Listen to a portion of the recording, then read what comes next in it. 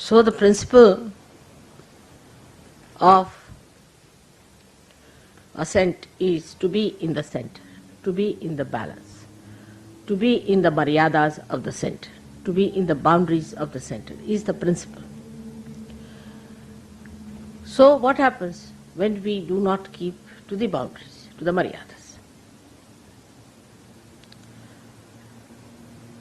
Then we get caught up. If we keep to maryadas, we can never be caught up. Many people say, why have the maryadas? Say we have the maryada, the boundaries of this beautiful ashram here.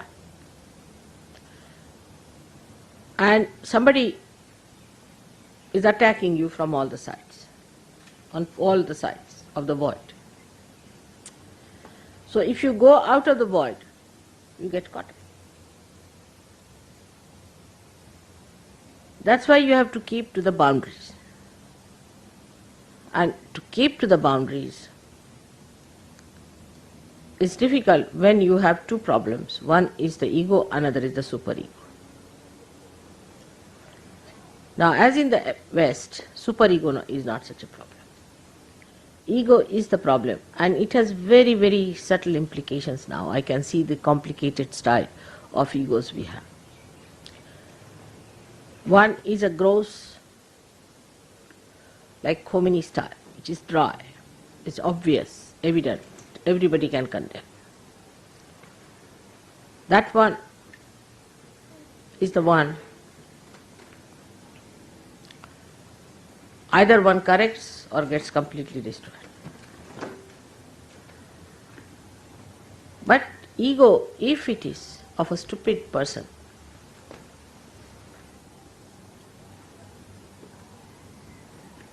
then he behaves in this manner only, that he doesn't know how to hide his ego in sophistication.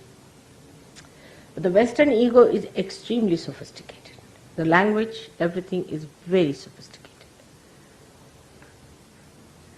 Like in English language, we'll say, I'm afraid I have to slap you.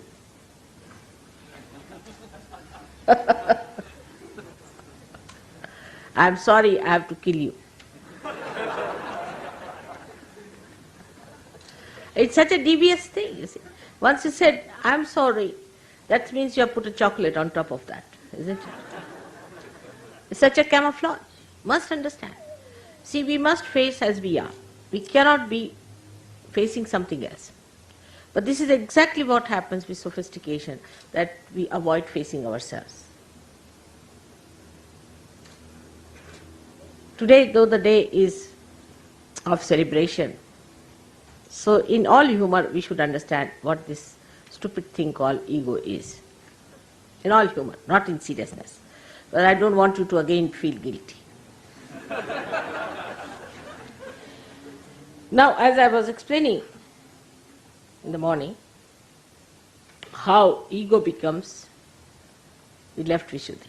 I mean, even before going to the hall, my attention on the hall, I get a big lump, just painful, horrible, excruciating. I mean, all the time it is there since I have been in the West. Can you imagine? It has never vanished.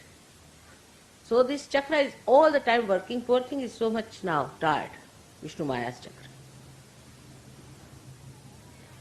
So what happens really, we should see the physical side of it. It's very important to understand. You see, from childhood, if you are taught in a society like this, where you are an extrovert, you have to achieve something, some success or this and that, then the idea of strength is given to you. That it is weakness to tolerate something. Imagine in Christian nations, that's the best part of it. I am sorry, I will kill you sort of thing. In Christian nation, you see, they have this thing, theory, that it is weakness, that if you tolerate anything, it is a weakness if you get dominated by someone. You can never be successful if you do like that. So unless and until you are possessed, you can never be obedient. This is what it is. Somebody has to possess you, absolutely possess you, like Hitler, then you can be obedient. Otherwise, everybody has a big ego, as I had told you the story of the garbage cleaner. So everybody has a very, very big ego. Everybody wants to have their own way. And from childhood, you spoil your children too much. You spoil them, completely spoil them. All the time, you'll hug them, you'll hold them, you'll do too much. Children get spoiled. Think no end of themselves. And then on top of that, if you tell them that you should not tolerate anything, they become disobedient. So you do not know how to obey others in any way. Ego does not know how to obey because that is weakness. Obedience is weakness. So now, this poor thing, ego, has a limited thing. That is, this ego has a balloon which is limited. But it bursts when you get your paralysis and all those things. It does burst. But it is flexible also. So when the ego starts getting too much on top of the superego, then the superego can go up to a point. It is also there.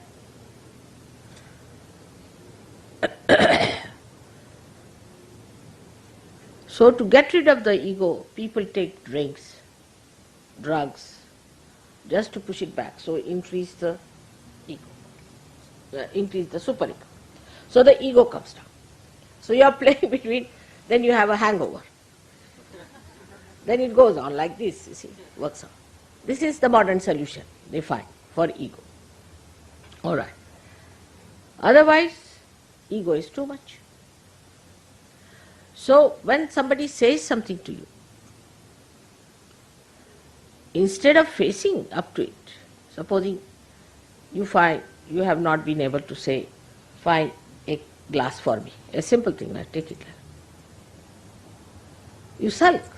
Why? Why should you sulk for that? Because there's another place where the superego, ego can go is when you come round. You see, here it crosses at Vishuddhi. So when it is suppressed from the other side, it goes into that Vishuddhi. So then you get the left Vishuddhi. It is nothing but pure ego, believe me, it's pure ego. Because it has no other way to get in, it goes there.